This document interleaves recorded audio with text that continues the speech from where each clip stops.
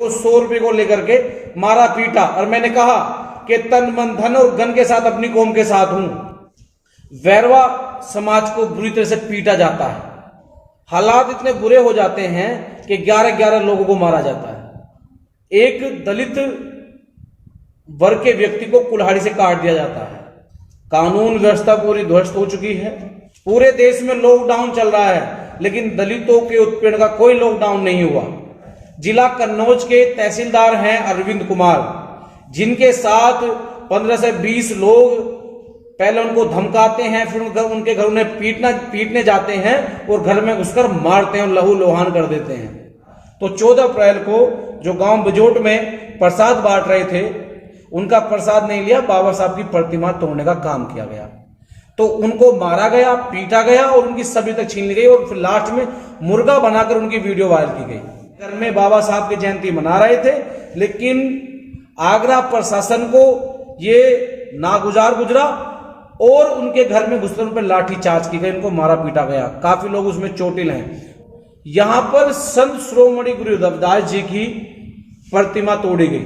ललन मौर्य को उसके खेत में जबरन रास्ता बनाने को लेकर के कुछ गुप्ता समाज के लोग पीटते हैं और इतनी बुरी तरीके से पीटते हैं कि वो आदमी अधमरा हो जाता है।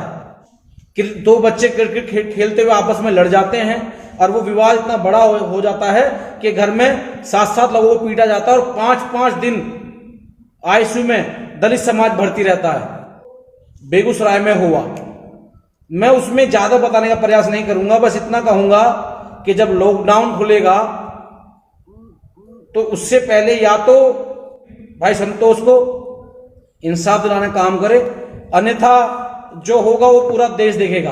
कहीं ना कहीं इस लॉकडाउन की आड़ में आप दलित समाज को टारगेट कर रहे हैं। हम बार बार कह रहे हैं, अगर हम मानते बाबा साहब को हैं तो पूछते उधम सिंह को भी हैं। हम इस पूरे देश के अवाम के साथ में हैं, क्योंकि राष्ट्रीय और मानवता से बड़ा कुछ नहीं होता। लेकिन अगर हमको ऐसी प्रताड़ित किया जाएगा तो हम मरने से नहीं घबराएंगे, अपनी जान की आहुति लगा देंगे, लेकिन अपनी कौम को पिटने नहीं देंगे, क्योंकि अब बर्दाश्त से बाहर है।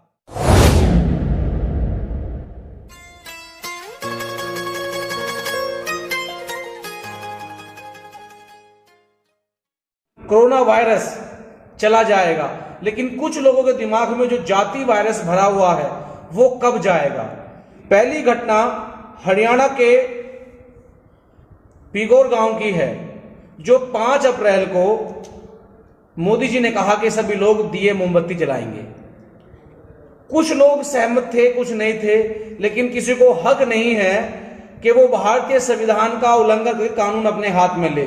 तो भाई गौरव जाटव के घर में, जो जिला पलवल है हरियाणा प्रदेश का, गांव पिगौर में, उनके घर परिवार में मार पीट, गाड़ी सब तोड़ दी गई। मैंने पिछले लाइव में भी कहा था, युवा शक्ति दल की टीम ने डीएम साहब, एसएसपी साहब, सीओ देहात, थाना अध्यक्ष से बात करके, पीड़ित परिवार से बात करके उसमें गंभीर धाराओं में मुकदमा दर्ज कराया, और वो मैंने अपने social account Facebook, Instagram, Twitter से वायरल किया, जिन जिन धाराओं में मुकदमा दर्ज हुआ।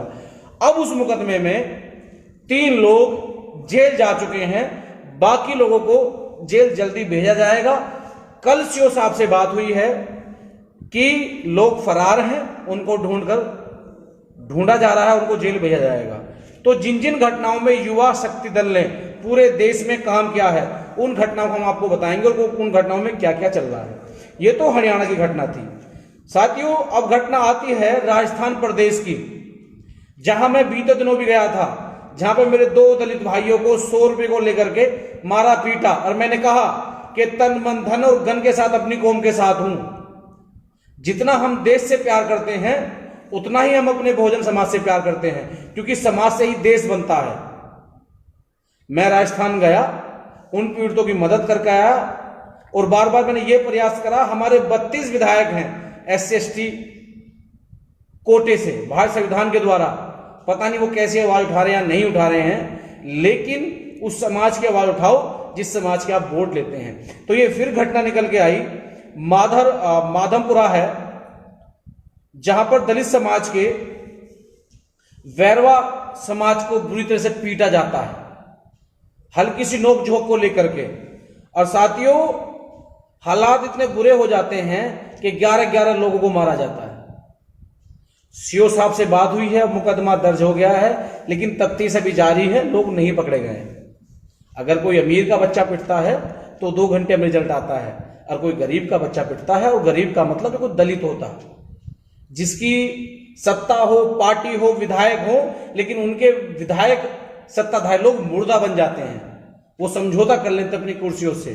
तो इस जो राजस्थान की घटना में 32 विधायक होने के बावजूद भी, और कांग्रेस की सरकार है, लेकिन दलितों को इंसाफ नहीं मिला। अभी तफ्तीश जारी है। सीओ साहब से हमने बात की, प्रेशर बना हुआ है, और जैसी लॉकडाउन हटेगा हम कोई ना कोई ऐसे एक्शन लेंगे। जहां जहां घटना घटी गई दलितों के साथ, हम जरूर उन पीड़ितों से मिलने का प्रयास करेंगे। फिर उसी राजस्थान से 24 घंटे नहीं बीते, फिर दूसरी घटना जोधपुर से आ जाती है, भयवाड़ी से, जहां एक दलित वर्ग के व्यक्ति को कुल्हाड़ी से काट दिया जाता है।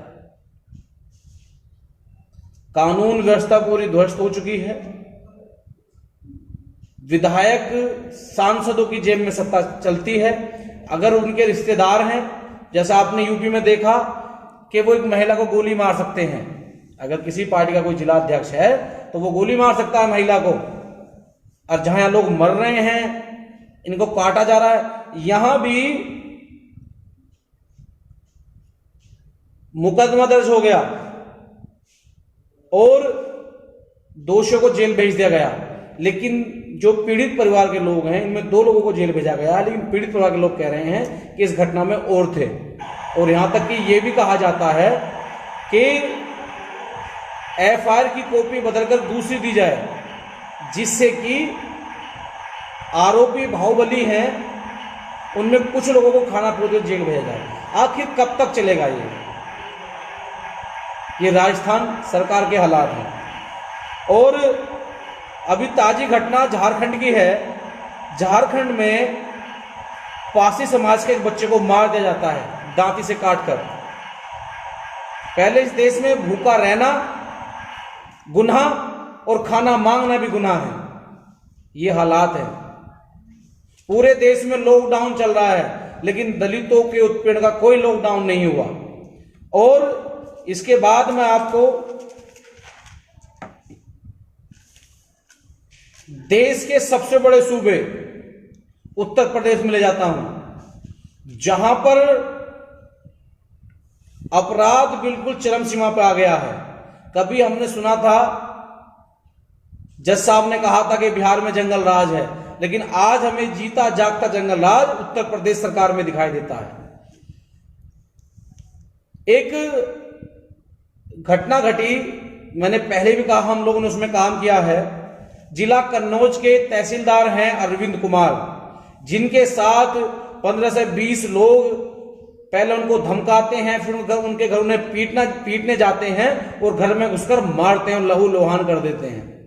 युवा शक्ति दल के हस्तक्षेप के बाद मुकदमा दर्ज हुआ, लेकिन साथियों मुकदमा दर्ज तो हुआ। जब डीएम एसएसपी साहब से बात की गई तो आज भी हालात ऐसे हैं। डीएम साहब कह रहे हैं, कप्तान साहब कह रहे हैं कि सांसद को पकड़ने के लिए लोकसभा अध्यक्ष की अनुमति की जरूरत है, हमने लेटर भेज दिया है।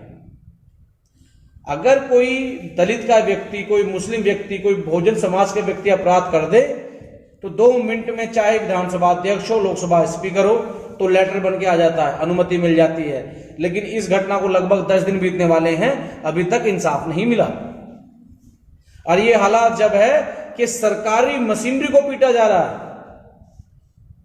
लेकिन हम लोग पहले भी कह चुके, मैं एक बार फिर रिपीट करता हूं, जैसी लॉकडाउन हटेगा हम तुरंत इस सांसद का दिल्ली में घेराव करने का काम करेंगे, या तो उससे पहले इसकी अरेस्टिंग कर ली जाए और दलित समाज को एक माला में एक समान अधिकार देने का काम किया जाए। दूसरी घटना, राजू निर्मल, जो बेचारे धोबी समाज से आते हैं, दलित समाज से आते हैं, और उनको इसलिए पीटा जाता है कि या तो आप अपनी जमीन बेचिए और आप सामान्य सीट पर ग्राम प्रधान का चुनाव नहीं लड़ सकते।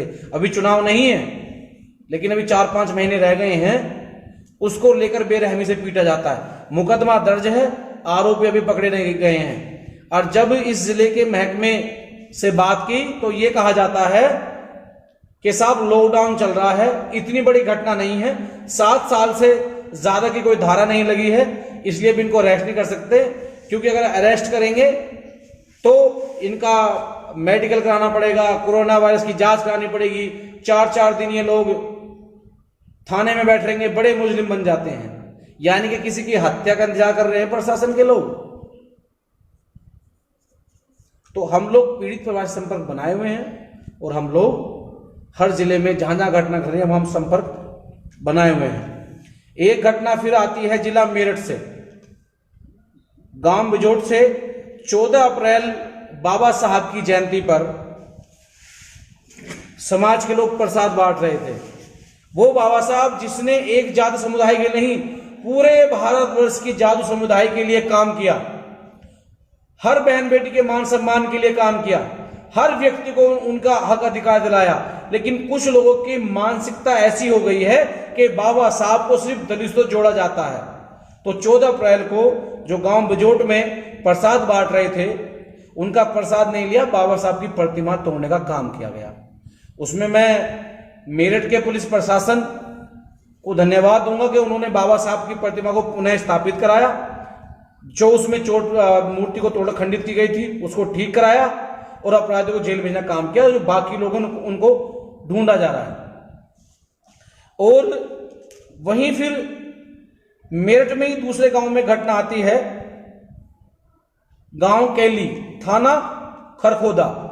यहां लॉकडाउन में दलित समाज के लोग सुबह सुबह अपनी मार्केट बंद पड़ी है, लेकिन जो सब्जी की ठेलियां खुलवाई गई हैं जिला प्रशासन द्वारा, वहां से सब्जी लेकर आ रहे थे। ग्राम प्रधान को यह बर्दाश्त नहीं हुआ कि दलित समाज लॉकडाउन में सब्जी खरीद के जा रहा है उनके घर का हो, तो उनको मारा गया, पीटा गया और उनकी सब्जी तक छीन ली गई और फिर लास्ट में मुर्गा बनाकर उनकी वीडियो वायरल की गई।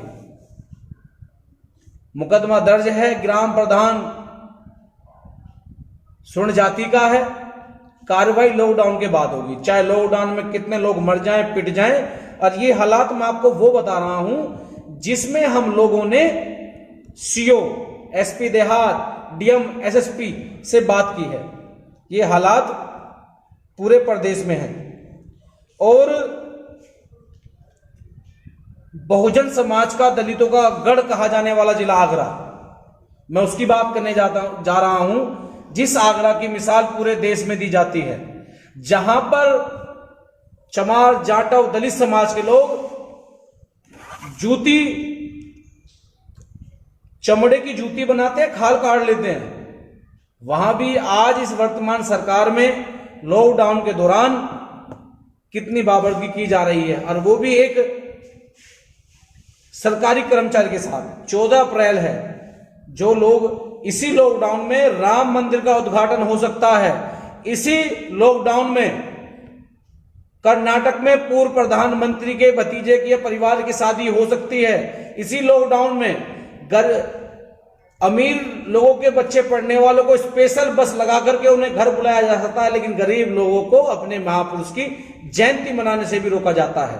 यहां पर सोमनाथ हैं जो रेलवे विभाग में लोको पायलट हैं, ये अपने घर में बाबा साहब की जयंती मना रहे थे, लेकिन आगरा प्रशासन को ये नागुजार गुजरा और उनके घर में घुसकर उन पर लाठीचार्ज की गई, उनको मारा पीटा गया। काफी लोग उसमें चोटिल हैं। और जब कप्तान साहब से बात की गई तो उन्होंने कहा हमारे संज्ञान में नहीं है। फिर कप्तान साहब को इस राज्य के किसी मंत्री ने फोन करा, क्योंकि वो उनके घर के सामने रहते थे। तो जब उन्होंने कहा कि हम इसमें निष्पक्ष जांच करेंगे। अगर किसी घर परिवार में हम लोग टुकड़ों में नहीं रहते, हमारा पूरा परिवार बहुजन समाज है, अगर कुछ परिवार के लोग, भाई मामा, चाचा, ताऊ एक साथ इकट्ठे होकर के अपने घर में कोई कार्यक्रम कर रहे हैं, तो उसमें प्रशासन दखलंदाजी नहीं कर सकता, क्योंकि वो गली से बाहर नहीं जा रहे, वो अपने घर में रहते हैं। किसी का मकान 10 कमरों का, किसी का 5 कमरों का, किसी का 2 कमरों का, तो प्रशासन का ये नहीं है घर में घुस के मारा पीटी करे। अरे वो रह तो सब साथ ही रहे हैं। तो आगरे में ये देखने को मिला। इसमें हमने लोगो पाटिल से बात की है और निष्पक्ष जांच की हमने कप्तान साहब से गुजारिश की है। और दूसरा मामला है जिला चंदौली का, थाना साहबगंज, ब्लॉक मटोर।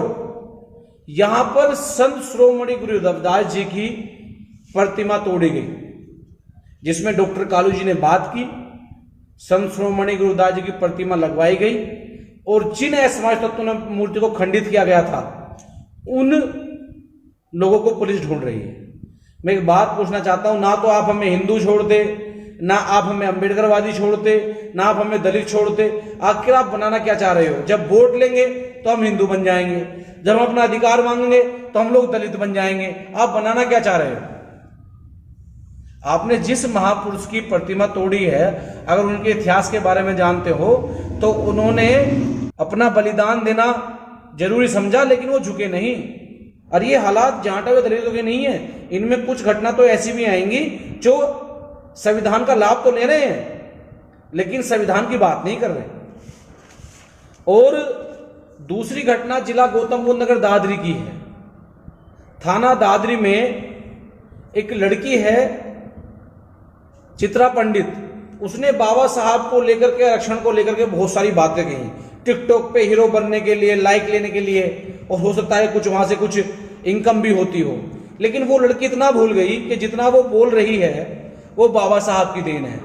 अगर बाबा साहब का संविधान ना होता तो इंदिरा गांधी, इस देश की सबसे ताकतवर महिला कहने जाने वाली, वो कभी प्रधानमंत्री ना बनती।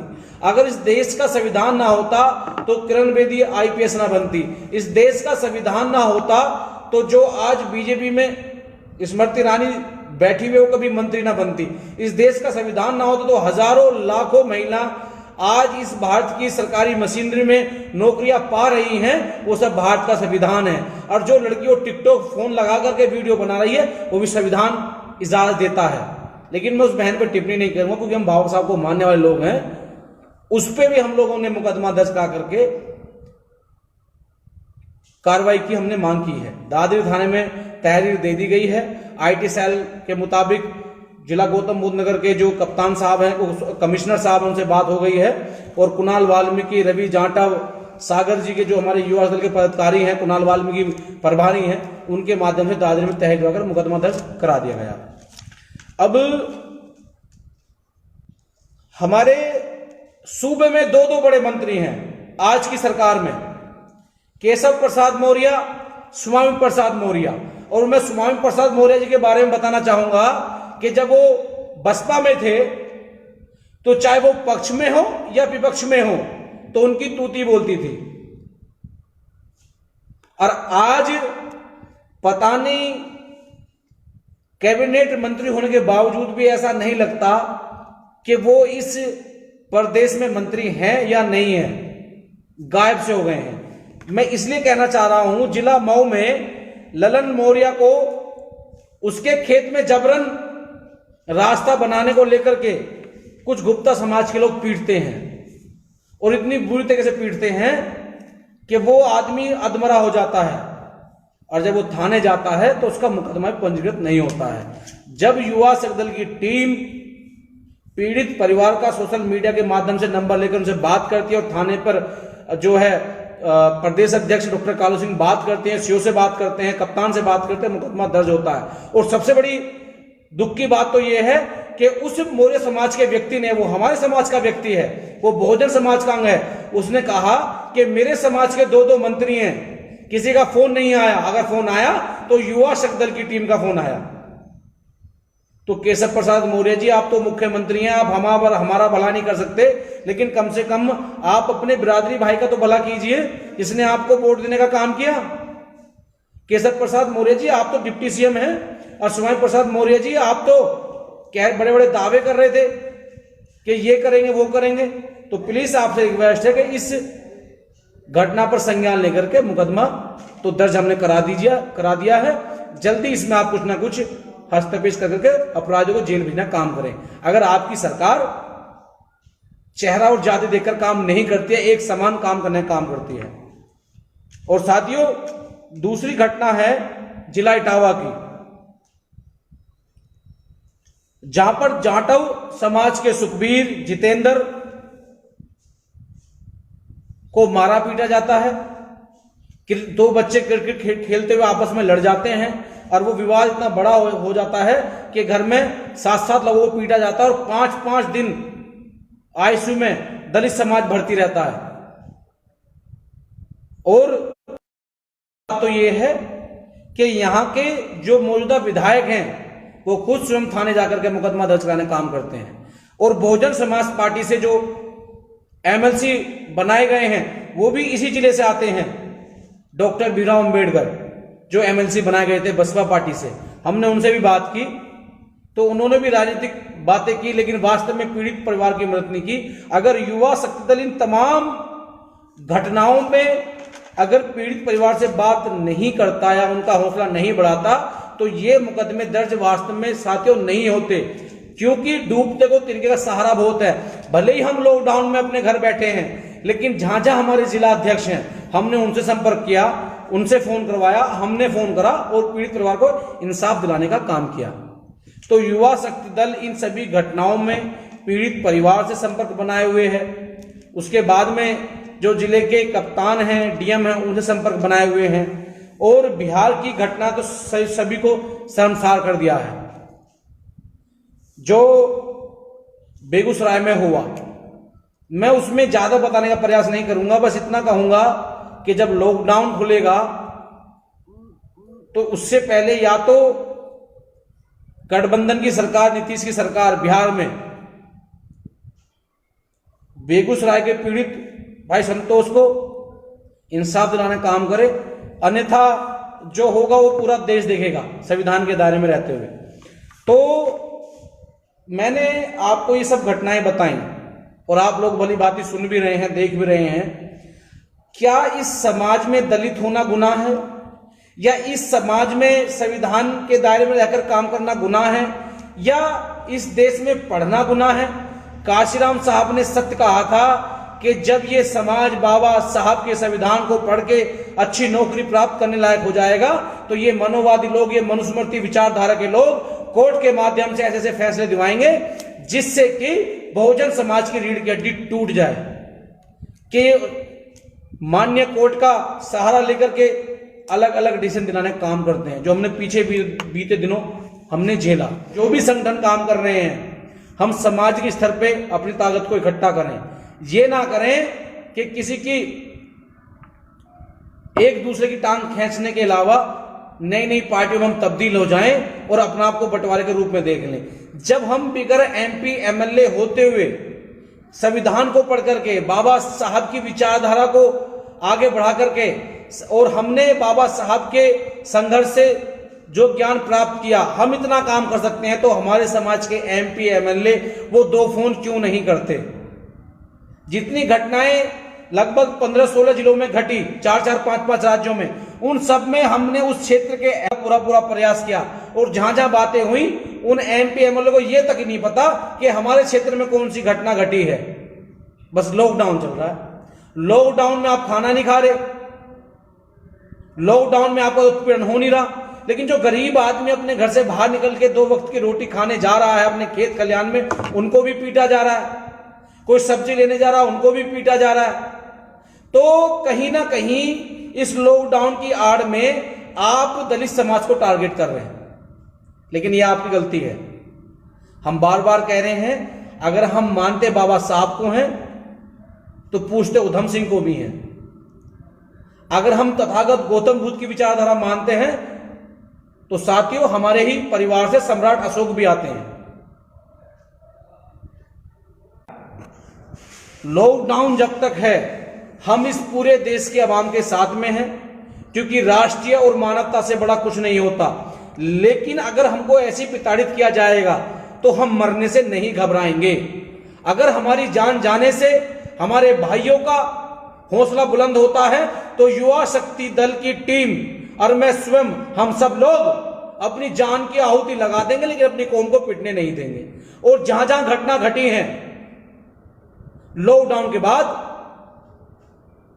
हम वहां पहुंच करके अपने पीड़ितों का हाल जानने का पूरा पूरा प्रयास करेंगे, क्योंकि अब बर्दाश्त से बाहर है।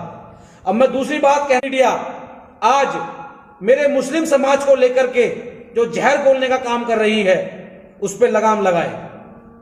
मैं मान सकता हूं कि कुछ जमातियों की वजह से कोरोना वायरस बढ़ा, कुछ फौरन लोग बाहर से आए, लेकिन पूरा मुसलमान इसमें नहीं है तब्दील, उसको बदनाम किया जा रहा है। आज हम लोगों ने देखा कि अगर कोई मेरा मुस्लिम भाई दाढ़ी लगाकर सब्जी बेच रहा है, फूल पटरे पर कुछ राशन लेके बैठा है, तो उसको मीडिया नहीं दिखा रही और कुछ मनोवादी मनुस्मृति वाले संगठनों के माध्यम से उनको बदनाम किया जा रहा है। आपने कहा मुस्लिम भाइयों ने राशन बांट रहे हैं, भूखे को खाना खिला रहे हैं, पानी बांट रहे हैं, अन्न दान कर रहे हैं, वो कभी नहीं दिखाया आप लोगों ने।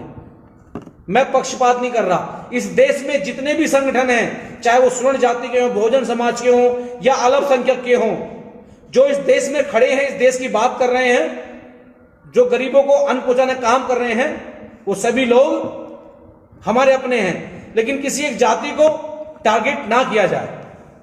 तो प्लीज जो नेशनल मीडिया आज कर रही है, जिसका कारण महाराष्ट्र में आज मॉब लिंचिंग हुई बीते दिनों, नर्स, पुलिस, बॉर्डर पर तैनात मेरे जवान के सैनिक, उन सबको धन्यवाद करें कि इस दुख की घड़ी में, इस ऐसी महामारी में वो अपना घर परिवार छोड़ के खड़े हुए हैं। और मैं आपसे भी गुजारिश करूंगा कि बहुजन समाज के साथ खड़े हों, इकट्ठे रहें, एक साथ रहें और बहुजन समाज के नारे को बुलंद करें। युवा शक्ति दल की टीम आपके साथ खड़ी है। कहीं कोई घटना घटती है तो आप लोग हमसे संपर्क कर सकते हैं। जितना हमसे निरंतर होगा हम आपकी मदद करने का काम करेंगे। जय भीम, जय भारत।